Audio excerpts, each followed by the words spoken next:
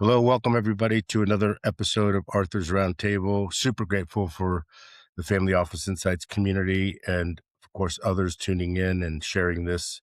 We've been doing several of these lately, and we really appreciate you, everybody, paying attention, and we're super grateful for that. Today, we have somebody from a different part of the world, different than usual, although we do have some international guests, of course, and we're just grateful to have Stephan Gerwert saying that with probably the wrong way, but from Switzerland. So Germany. Germany, sorry. But yeah.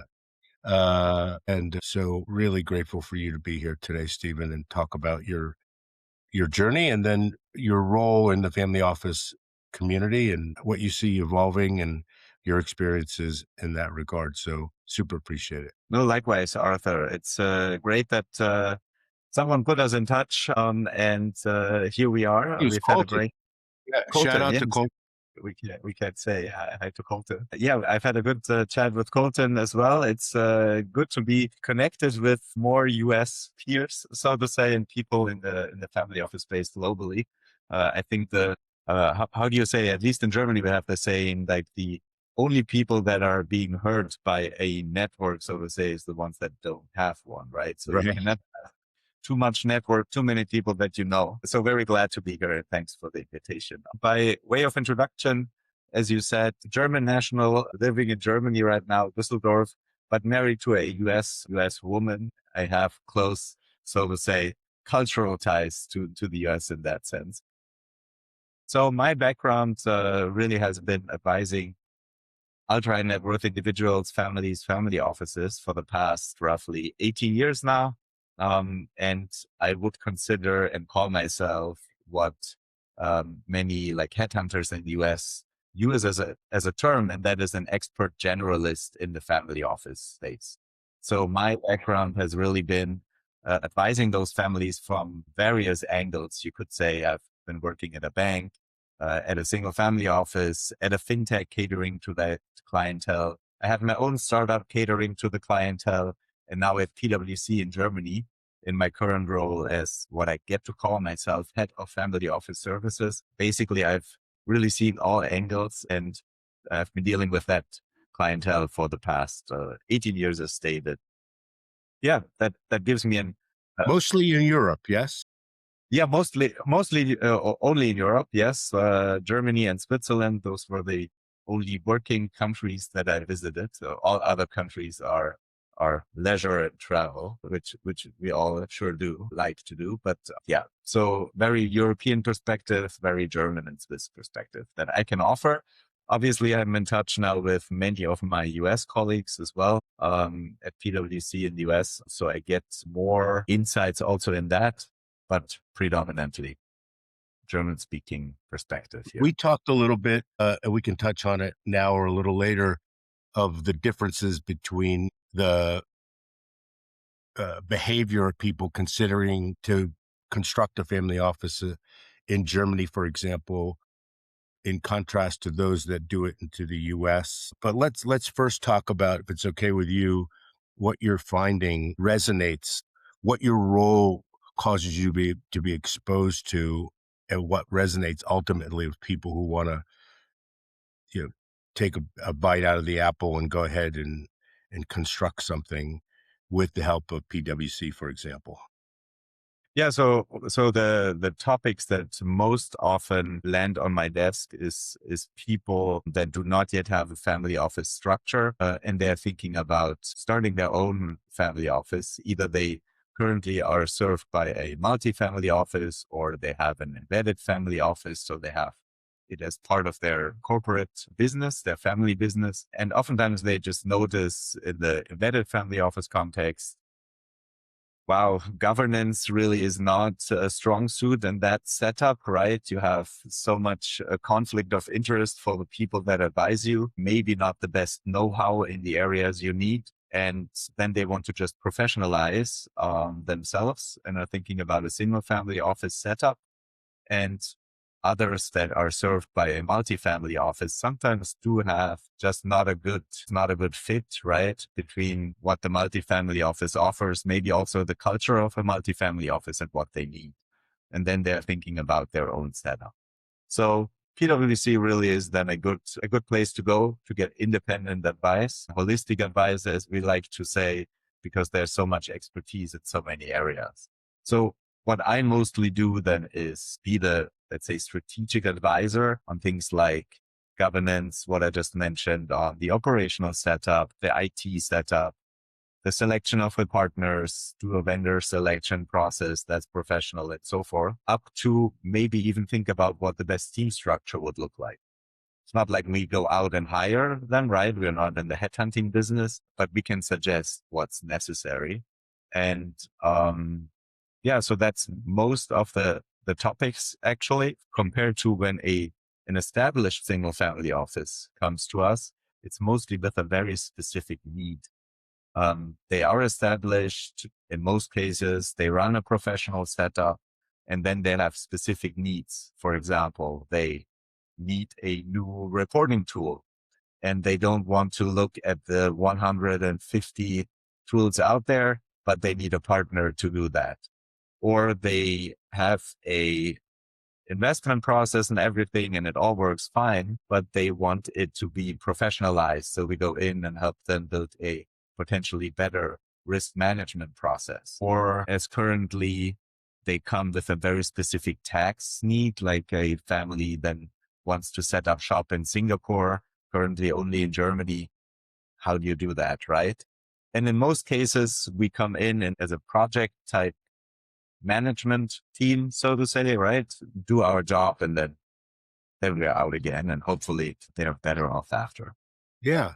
So there's a couple things there I think would be interesting to talk about. One is the embedded family office, one that is using, for example, personnel and resources of an operating company, usually as a result of not being ready to split that off, or the temptation to use current resources so you don't spend money on things that could be done by somebody already in the operating company. And it's clear that there are potential conflicts there, but is that generally they're just not ready to do it? Or is it a combination of all that, where it's just easier to let current staff that you know take care of that stuff, your CFO or general counsel, that sort of thing? Yeah, exactly. You already answered it basically. So it's, as you know, the most important, how would you say it? The most important currency that we have in the family office space is trust, right? And so trust outweighs oftentimes most other things. So you already have trust in your CFO that runs the business, or in your head of treasury, or your head of tax in the family business. And then it's very easy to approach those people and ask, hey, I have private issues as well. Why don't you help me with that? And those people will, like in general, they will never say no, right? Maybe they should, but they never do for various reasons. I probably would act the same way, right? It's an honor to be asked to also take care of private And matters. honor, you want to keep your job. There's like, Yeah, I don't think they would you fire them if they would say not no. really have a choice, right? But yeah, I think it's an honor. And so it's the trust that makes people ask the people they know, and they then take on the job.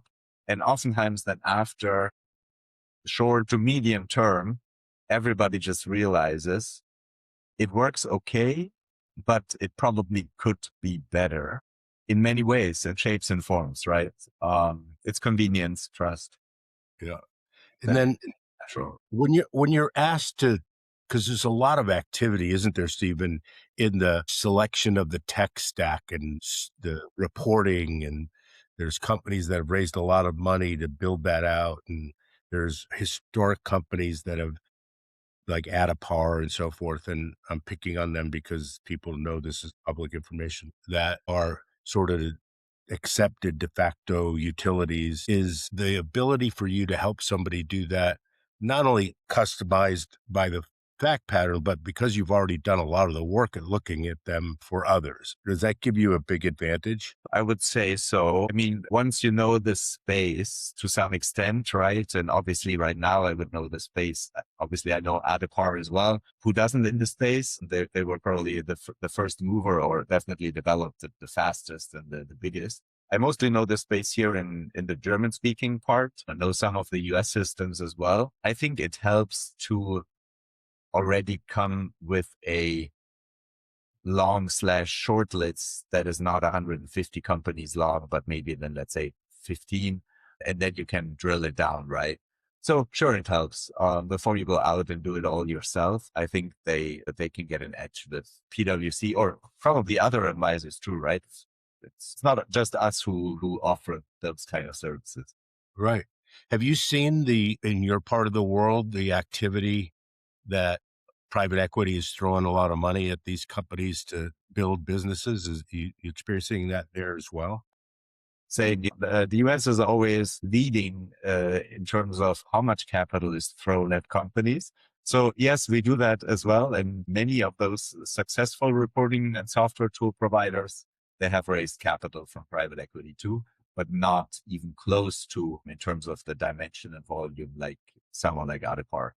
I mean, you probably know like a tool Mastro that we work closely with as well, also in the US. And I think they raised one of the biggest ones that I have come across, so to say, in an international context, 50 million or so. But I would guess that other part now has raised hundreds of millions, right? Yeah. So you may not want to answer this, but I'm curious about the question. It feels as if there's more capacity than there is customers for these companies. I mean, I could be absolutely wrong about that, but it seems like a lot of people are chasing building this infrastructure out for just a handful of available potential customers. Again, you don't have to answer this because you might Good have some. question. I I don't have insights obviously into their numbers, right? But I agree that with some of them, you wonder if it can be profitable or not. I would guess that some of them out there are not yet profitable because they're still very much, I mean, they're software products, software as a service. They're still in the growth phase, right? I just recently talked to, again, a person looking at like a family office who is typical. They are still reporting with Excel, right? Microsoft Excel is the biggest competitor still to all of those reporting tools out Really there. is, isn't it? It's like, It really okay, is. we know how to build formulas. We can find the gremlins if we need to, right? We don't have to Yeah. hire PWC and pay them a lot of money to go from one thing to another. Yeah, it still is. And to be honest, for some, it might still be a fair and good enough tool, right? Not everybody, let's be clear, needs a sophisticated software as a service like reporting tool. And you have to know the downsides. And that's what I was just getting to. Like you have to understand that when you select a tool and you start working with that tool for, let's say, 2 or 3, whatever, 5 years, switching costs are incredibly high. So you better pick the right tool because you're pretty much stuck with it, right? They all tell you you get your data out, and I'm sure you do. The question is, in what form, and will you ever be able to get it in somewhere else? And that's something people don't really, sometimes I have a feeling, really grasp how important that decision is. And secondly, and that's what I wanted to come to in the beginning, like talking to that family office that is looking for a tool. I very much highlighted the point that they should definitely be looking into like who owns that reporting tool, like who's the shareholder, what might be their best interest, so to say. I mean, they can tell you all they want about data security and no one looks at your data, but can you actually prove it? Like I couldn't, right? Not for certainty, just to play the devil's advocate. And very importantly, are they profitable? Yes or no? And if they're not, who's paying for their runway? And when might that capital stop being paid? And that's super important to consider. Otherwise, again, you invest time and resources into a solution. And let's say 2 years down the road, or maybe even 5 years, doesn't matter. Like for a family office, it's a short amount of time. They go insolvent and out of business. you have gained nothing, only work. You're So already underwater. Not only not gain nothing, you're underwater, right? yeah, yeah. So many people don't really challenge that. And surprisingly, what I have heard them from family offices also, when you mentioned that, they're like, yeah, we asked them these questions already and they are not willing to give us that data.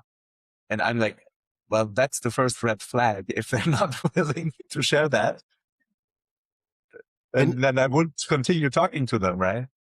and I think I have some compassion for the companies that are trying to sell that service because it's a daunting task to go in as a family office executive, for example, to consider doing that. Like, what's the ROI?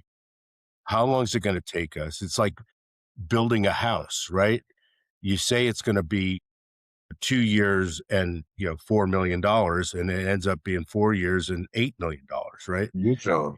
Orders, you just go down the list. It's all, not to be hyperbolic and use a hyperbolic word, but it's always more expensive and always takes longer, Yeah. right? Especially in IT. Yeah. The house comparison is great, but especially in IT projects, you see it time and time. Yeah. Do you think that you said it, but Excel actually works, right?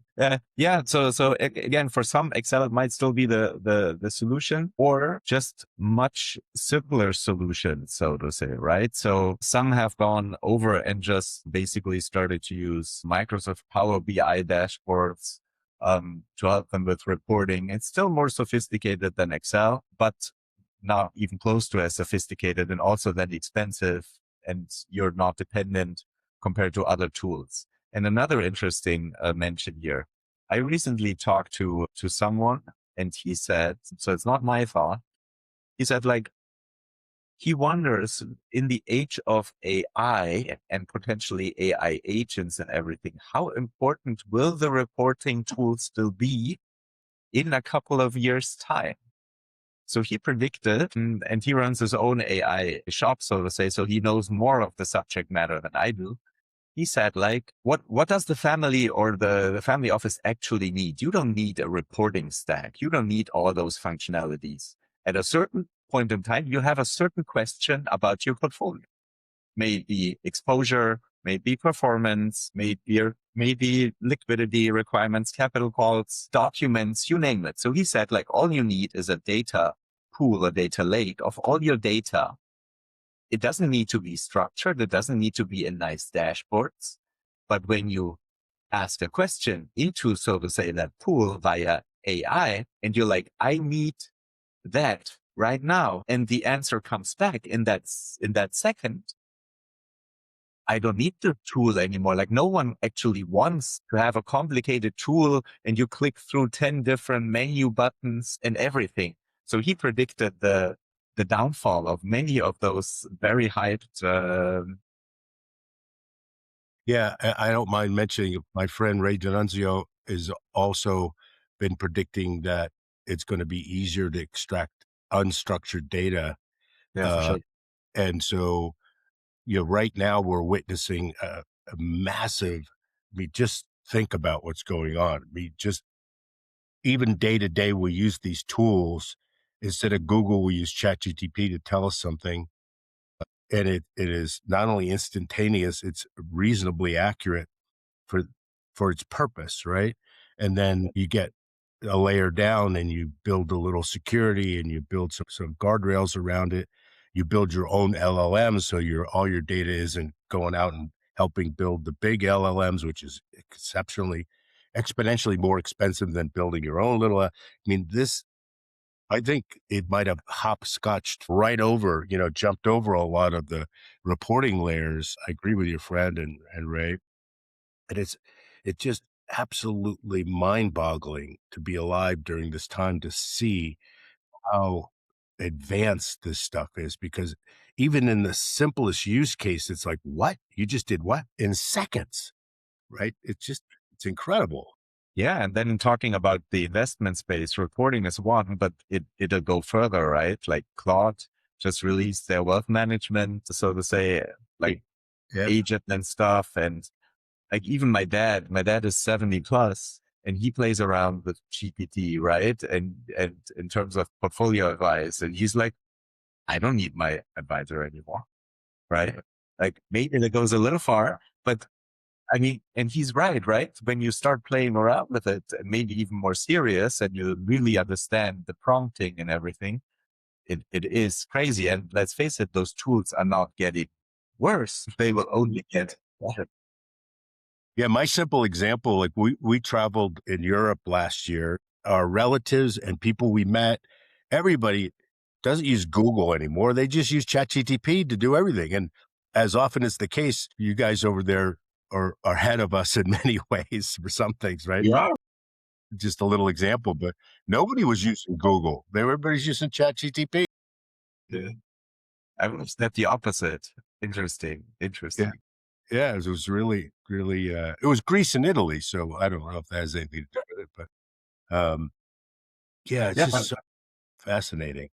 Yeah, but if you allow, I mean, open conversation, right? So talking about all these trends, how and you obviously the community that you have built, what what do you see as the biggest shift, so to say, general, like that has taken place with those families in the, let's say, last 12 months? Or is it a lot that they're thinking about AI and actually implementing it? Is it the reporting topic? Is it governance? Is it, for example, I've heard a podcast recently and the guy said something interesting too. He said, and that's another question, that US families are more than ever before looking outside of the US now for investments, and just like looking at US and also the fall of US dollar, at least last year, not in the long term, but last year, like they try to diversify more than they did before. Is that something you would see in your network? Because I know Yes. that from European side, we always have been heavy US investors, heavily diversified all over the place. But whenever I talk to US family offices, they're like, well, I'm invested in the US. Where else should I be? Yeah, I think what's driving I wouldn't call it a trend, but you find more people open to investing in areas where they don't have some sort of background in history geographically, especially where you have governance, you can count on some governance because that biggest thing is the governance issue, right? You couldn't invest in India comfortably unless you had background there because the courts are backed up 400 years, right? It's impossible, right? But what's happening is the the the $300,000 a year analyst that would even analyze a deal in the US has been replaced in large part. Like the guy that led that 4-person analyst team is now the only person that's left because he can employ agents to do, even in a short period of time. In the last 18 months, it just went from, okay, we're not sure this works, to like, wow, it really works. So I think that the thing that I've seen, although like I said, I don't think it's a trend yet, is that people are willing to go outside of their geographic comfort zone because they can employ these analyst agents in a way that's can Mm. surface red flags earlier. So I think that's part of it. Also, my position's clear. I think America's back stronger than ever and will be for a long time, I largely agree. because we dodged a bullet from getting pulled down into the further abyss that we were in by, you know, the immigration and wasting money. But the sentiment in the US is super strong now. I mean, you Mm. have the extremes of the political spectrum. There's always been the loud voices on either side, but they're loud, but they're not big. And so I think the US is back in a big way, and there's good chi, right? There's good feeling about what's going on here. And so what Okay. you said So what you said earlier, I think before our conversation is, you know, what's going on now. Trump has to worry about the price of oil because he's been bragging about that, right? And it impacts everything. But aside from that, everything's heading in the right direction, inflation and so forth. But anyway, yeah, like I said, I don't think it's a trend, but it's happening. So you see the AI trend for sure, but you still see a very strong focus on US Yeah. assets, but AI helps. Yeah, it's you folks have governance, right? So Europe has governance. You can count on some sort of resolution there that won't take you the rest of your lifetime if something goes off the rails, right? And ours is not perfect either, but it's there. It works. You can bring people to court and rescue some of your assets if you have to, right? So governance is important, as it is in your experience with the family offices, right? But yeah, yeah, very much so. Although oftentimes it feels like it's still an area of improvement for many, because oftentimes a family office, surprisingly, in my experience, people don't, especially when they start a family office, they don't perceive it to be a business. For them, it's something different oftentimes, you know? And so they don't approach it like a business, meaning they don't have a very detailed, let's say, business plan in many ways, right? They oftentimes don't put in all these governance, let's say, rails and committees and everything that they would have if it were a business. Simple things like in a business, yes, you have your board that runs the show, right? And then you have an advisory board or some shareholder, whatever, that you have outside personnel that give you perspective for what you are actually doing, right? Oftentimes in the family office space, people are like, oh, no, I don't need that, or I don't want others to have a look inside, right? Because it's private. At least here in Germany. You wonder like, how you would never do that in your family business. You act completely different because of the privacy issue. So I still think there's a lot of opportunity for improvement on the governance. I think there's a lot of opportunity for improvement, but I think the reason why, and we see it here as well, is that if you had an operating company and you ultimately sold it and it wasn't a public company, you've always been in charge as the matriarch or patriarch, right? Mm. And so while you may have had an advisory board and a board of directors to help you grow the business, the buck stopped with you. Like you made the last decisions, right? Had Yeah. you built a business that went public, then you were more accustomed to having compensation committees and, people weighing in and having, if you're public in the US, everything is public, like there's no secrets. But if you didn't, then, and that's how you amass the money to then have a family office. I think part of it's like you want to have all that control and the disposition of the assets and who goes where. And of course, when it comes to family, all you have to do is watch Succession and not experience like you and I have the real ugliness of what can be happening with families, right? Yeah. Yeah. And I think that's No, part. I agree that there's a reason for everything, but also to your point, like, and I read an interesting article on that recently as well. Like people, like the argument was that, especially what you said, when the super successful, so to say, person, that maybe also in the investment world, let's say Ray Dalio or whatever, like they start their family office, but oftentimes whatever has made them successful and their thinking and their knowledge and everything doesn't really get transferred one on one into the family office, right? I mean, I just used Ray Dalio as a first thing that came to mind, The right? I perfect example because yeah, it's don't a know great about this, example. but Yeah. but he has a very strong opinion on many things. He has built a great company, and then oftentimes it gets lost along the way, and then they wonder, why is my family office not, doing as well as I did before? And it's like, yeah, well, you haven't told them one on one what it is that you know and what it is that you want to them to be doing, right? Um, Ray's actually a very good example because he did things with his principles and the way he operated his business where everything was recorded and everybody was critiqued by your yeah, direct reports and I don't other. know. It's really, he changed a lot of things, right? Yeah, I just used him as an example. It's just one guy I follow. Yeah. Interesting. Yeah. So what? Let's talk a little bit more about AI. What do you have people been running to PWC? I mean, let's face it, you guys are credible, right? And globally, people have been running to you and saying uh, because stuff has been happening with AI so quickly. They said, well, "Wait a minute, what are we missing here?" Because if you're busy building your business and you still have an operating company, but you're doing your family office stuff, you might look around and say, all this happened while I wasn't looking, right? Have you, can you share with us what you've been seeing people tapping into you guys for that? There, I must say I don't have a perfect answer for you, to be honest. And the simple reason is that, as I said, my role here is being either the strategic advisor in the family office space and on the topics I mentioned, but for very specific requests, AI being one of them, or then obviously tags and stuff, I'm not the expert.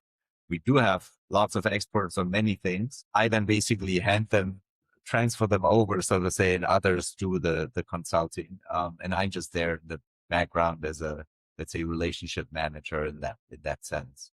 But that someone came with a very clear AI related question.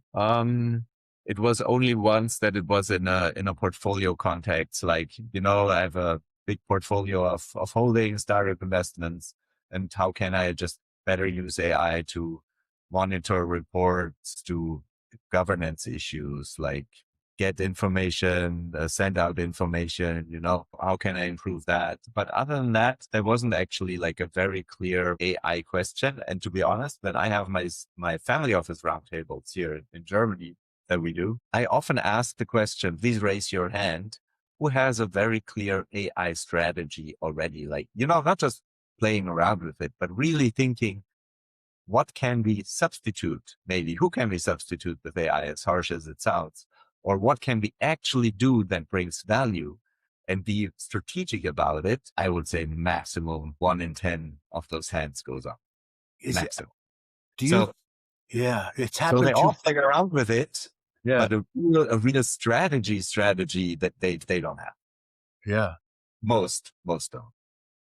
It's really interesting to see that one of the first public expressions of replacing employees with AI agents just happened this past week with Jack Dorsey firing half his company and coming right out and saying, look, we could have done this slowly over time, but I don't want to pretend what you were doing has largely been replaced by AI agents. And so here's some, several months and some money you know, and of course he's not the typical CEO of a tech company. He's always done things a little wonky.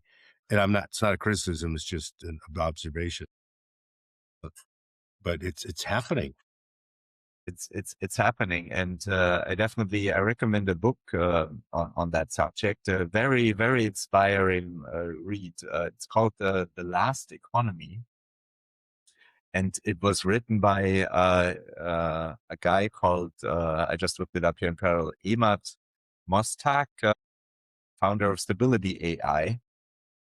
He's a very interesting fellow to listen to when you're interested about where AI can go. So he could be one we can bring on the show. I heard a podcast with him on another podcast. I'm a big fan of podcasts in general, and that was very inspiring. And he mentioned the book.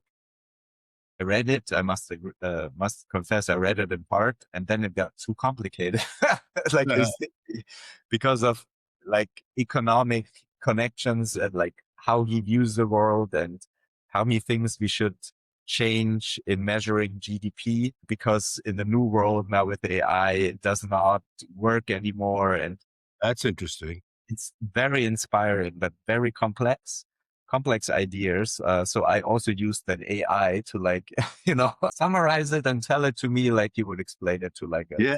Isn't that's so awesome. very inspiring. And he's super critical. And he says like, wait for exactly what you were talking about.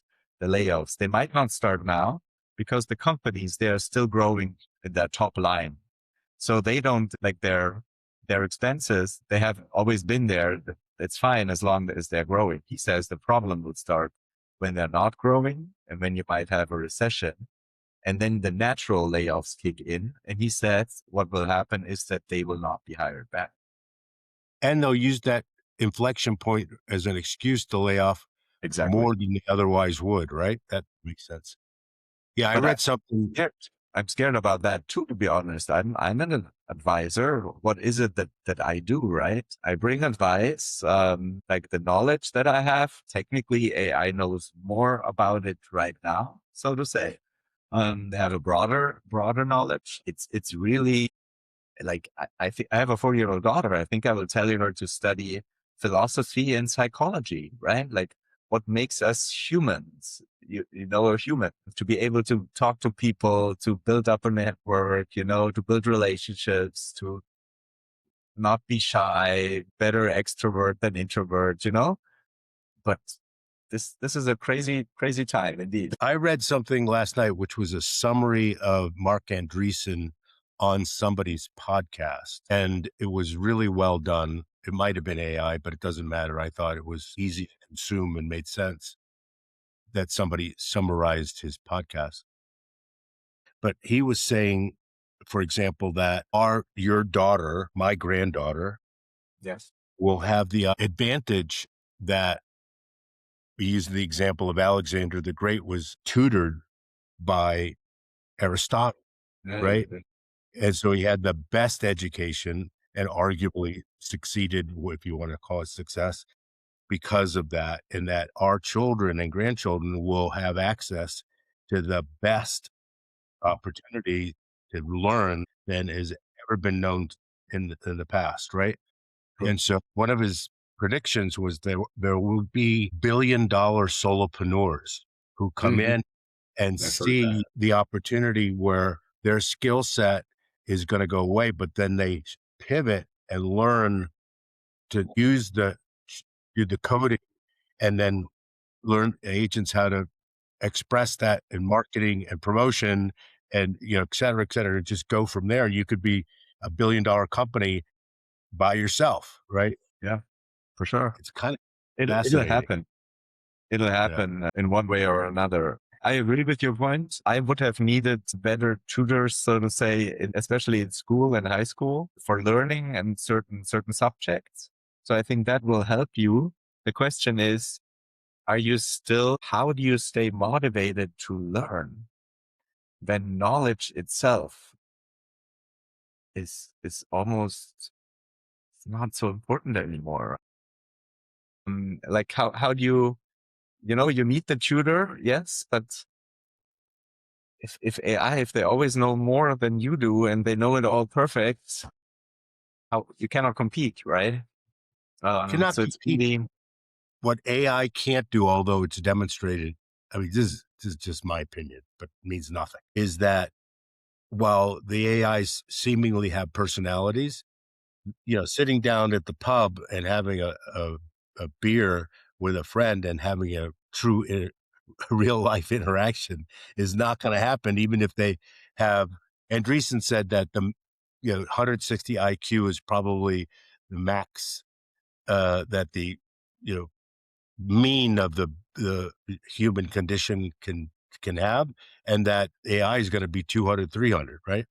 And so it might not be interesting to communicate with, if you have 150 IQ, to somebody who's got 300, right? It's not going to be too much fun. yeah. I'm oftentimes with the AI thing. There was this movie called Her. It's I old. remember her. Yeah. It's old, right? And you looked at it and back then you thought like, yeah, it can probably happen at some point, right? But I sure did not think it would happen that fast because that movie is, I don't think 10 years old, right? So it sure happened fast. It Then happens that really fast. AI got personality. It really talks back. You can pick the Yeah. voice you like and whatnot. And I don't have an opinion because I certainly don't have enough information, but, just this week also, the U.S. Department of War just bounced out Anthropic Mm. and said, we're not agreeing to your terms of service. And Anthropic said, we're not. going to let you spy on U.S. citizens or whatever the argument is.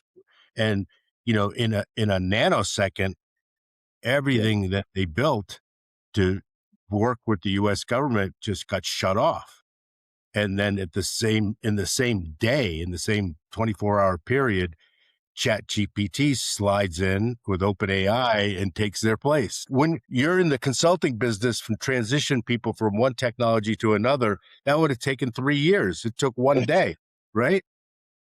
Yeah, but that's leads me to another thought. We've just had our family office forum event here in Düsseldorf, in Munich, and one of the questions I asked a family office representative, I asked, like, all right, in today's day and age, I think resilience is important, and agility to be able to, you know, react fast to the world around you and how it is changing. And I asked, like, do you think are you more or less agile when you insource a lot or when you outsource? Oh, Question. and that's the perfect example. Like, I would have argued, and he was of a different opinion slightly. I would have said the more you outsource, the more agile you are, because it's exactly what you just said. It's plug and play, right? This service provider, like, one day I have PWC, then they do something maybe not so great, then I pick the next one, and vice versa. And the same in the software space and so forth. So if you build a lot of in-house personnel and expertise, it's much harder to replace that, right? Especially in countries like Germany, or you mentioned France and Italy. We have Because very of the labor laws? Yeah, right. different Yeah, labor that's super force and all interesting. of it, but also because people are not, and I even see it in companies like PWC and others that I've worked for before. You still have a lot of knowledge up here with all of your employees, right? Not even close to everything is documented in a perfect way. So when you go out the door, a lot goes with you. Goes with you, yeah. And this whole hiring, so to say, like, what that costs you as an opportunity cost to find the right person again, things like that, like, tremendous. Never factored in. Never factored in. Well, not only does the knowledge go out the door, the relationships go out the door. Even more so, yeah. So I'm a big fan of in the single family office world, and obviously you have to distinguish probably between, let's say, again, it's like someone in US. In US, you have bigger wealth in general. Like we Germany, like in Germany, if you have a family office that is a billion plus, it's already a very substantial family office, right? I mean, yes, we also do have our billionaires that have two digit billions in wealth, but not even close to three digits, so to say, in the billions. So if you have a very, very substantial wealth, I think it might make sense to insource more, because you can also, again, always, it's easier from a cost perspective, right? But even for a family office with a billion plus, I think as long as it's not two digit billion, so to say, I think you can keep the structure still somewhat lean, and you don't necessarily have to have like 40 people in house at some point, right? Like many do. And then you have a lot of HR topics, and oftentimes it doesn't get factored in the cost. So what was the counter opinion for the person Mm. who suggested in keeping it Yeah. in control? Yeah, he was really about, and many feel that control, yes, to some, but oftentimes it's really privacy. It's really just like, you know what, it's such private affairs and matters. We don't want to outsource that. And while I get all of it, I would argue that depending on who you're working with, the legal contract that you have with them and the compliance that a company like PwC has on me as an employee is 10 times higher than any compliance in any family office. So I would argue that I'm much more bound by secret, by how do you say, Privacy, yeah. Yeah. privacy than Yeah. many family office employees, right? And the damage that I could bring potentially to a brand like PwC if I do something wrong is so much bigger. So I'm so much more aware of it. And PWC is so much more aware of it. Like I have to do 2 compliance trainings a year, sometimes 3, sometimes 4 hours of training. I don't know if family offices do a lot of compliance training. Depends on the Well, size, it's maybe. it's I think it's what you said. It's that PWC has a lot more to lose by you doing something Yeah. stupid, right? And so they're even more attentive to making sure that that doesn't happen because they're a target. Like even if you're even if you didn't do anything wrong, they still have to defend themselves Yeah. if somebody suggests that you do, right? Yeah. Yeah. And another thing you should remember as a family office, bigger corporations, they have a bigger checkbook, so to say, right? So if Mm. something went wrong, especially in US, you can potentially sue them, right? And that's a benefit that you couldn't do with an employee, right? He then walks out the door, but you cannot sue Stefan for mishap in a family office. Like, yeah, try it. There's nothing to sue for. Yeah.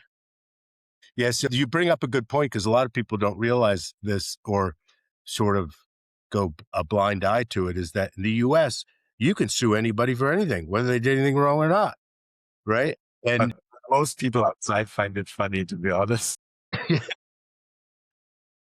yeah, we have tort law problems, right? There's no question about it. But the idea that we have I'm going to talk about it in terms of an additional tool in our country that other countries don't have is just the threat of defending yourself against a suit could be hundreds of thousands of dollars. And you may not have been because in the US, the lawyers name everybody. And then you have to respond, right? Or you by default are guilty. So What it's the really, system is good for is an interesting investment opportunity, and that's litigation finance. yeah, no, we've been involved in that. Yeah. It's a good business. It's a good business if you find the right partner. I've had here and there bad experiences, but in general, it's good business. Yeah. Yeah. Yeah. There's been like a lot of places, there's been a little sort of dicey people doing it, but But maybe looking at the investment space, and I know that's one core focus of your network. What are the investment themes that you are currently seeing that see traction in the family office space? so there's something that is omnipresent. The family offices, independent of how they made their wealth, tend to want to be in the real estate asset class. It's even if it's a small slice, even if it's not how they made their money, even if because you've got a hard asset and the tax laws in the US, especially with the big, Yeah. beautiful bill, have made it even more interesting because you could basically defer taxes for a long time and have cash flow that's not taxable and have depreciation that's accelerated and 1031 exchanges. It's all just a wonderful asset class. And so people like that. And as a result, you have to be really good at underwriting and selecting and not paying too much because you make money in real estate when you buy it, not when you sell it. So the real estate asset class is always very interesting to the community. And then, of course, the things that trend, like when cannabis was trending, when crypto was trending, when those tend to have some legs in terms of interest. And right now, everything's AI. Okay, what's going on with AI? And there are people who are expressing that in a variety of ways. And of course, what we talked about, and I forgot to mention earlier, there's a fair amount of sitting on the sidelines with that because they're feeling the you know people have short memories. When you lose a lot of money in the dot-com bubble, you still have a lingering pain, right?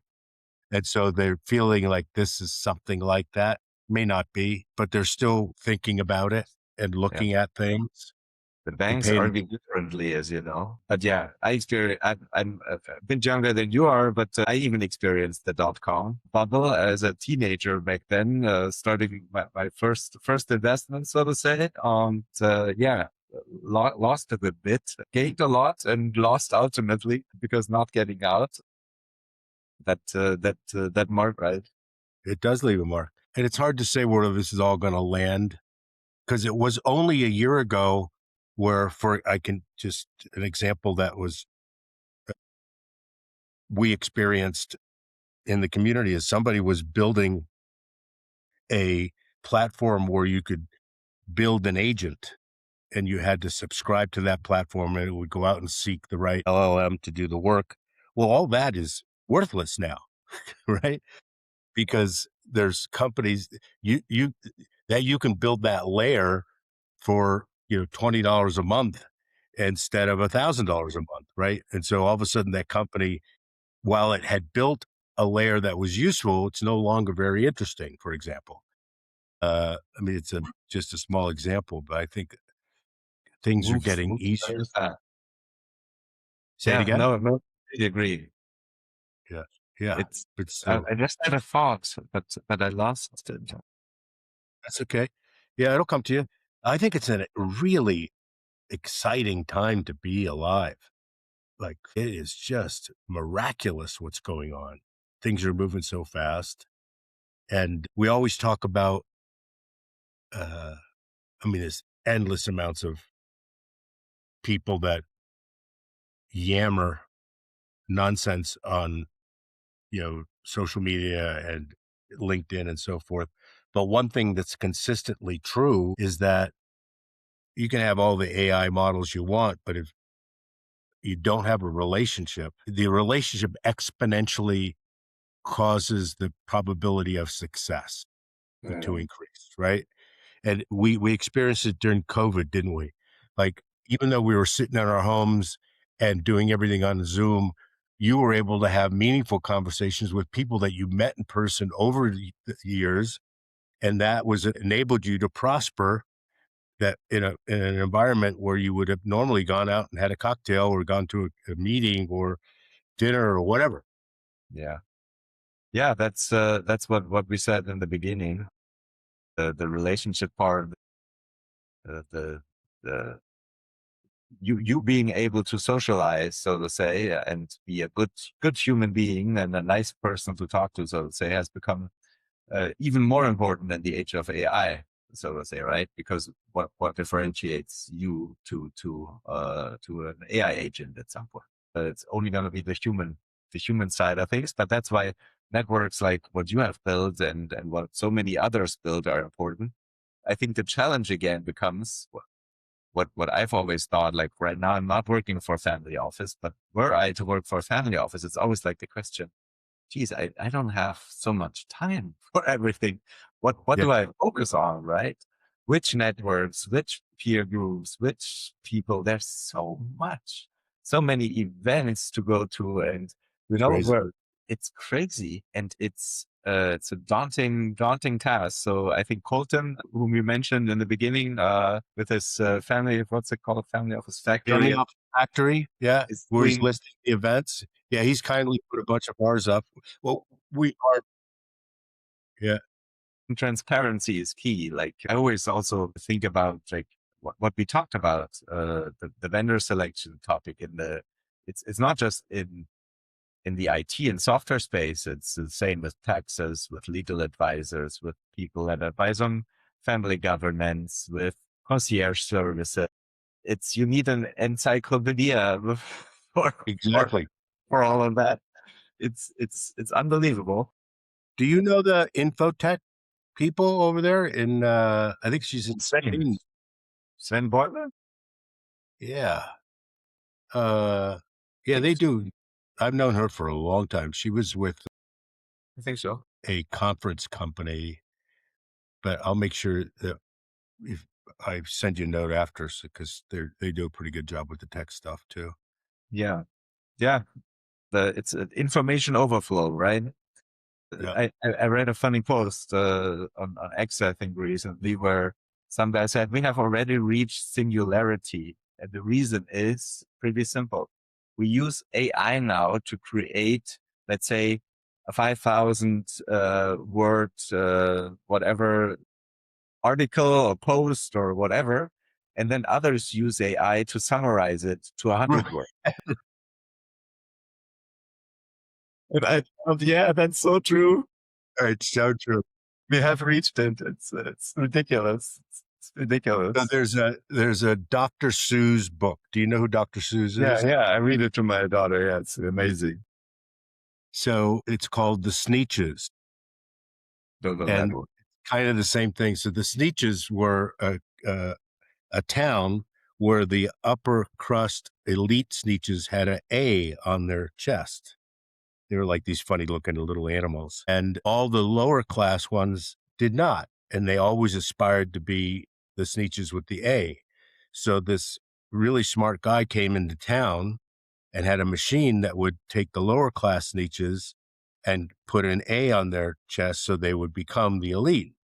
And so all the lower class Sneetches got an A on their chest and paid the guy to go through the machine to have that done. And then when the original Sneetches that had the A discovered that, they paid the same guy to take theirs off. So you create, it's kind of like the pharmaceutical business, right? You create the problem and then create the cure to the problem, right? So Yeah, it's, yeah, yeah, yeah. I get That's a whole nother story. Pharmaceutical and builds and everything. That's a whole in oof. general space. The space in the US. Yeah, it's crazy. Yeah. A Very, lot of very, stuff. Yeah. That's the, if you look at the two biggest advertisers on regular network television and cable television, it's always the car companies and the pharmaceutical companies. They have the biggest budgets. So what's that tell you? Something. yeah. We don't have that so much anymore. But I must admit, I'm a big streamer. So to say, by now I don't even watch regular television anymore. Yeah. At least in Germany, I'm out. It's really hard to watch. I consume news on other channels. Yeah. There's plenty of it. So Stephen, this has been amazing. Thank you for doing this. Fun. If it's okay with you, we should wait a couple months and do it again. Yes, Yeah. yes. So How there's quickly it's changed.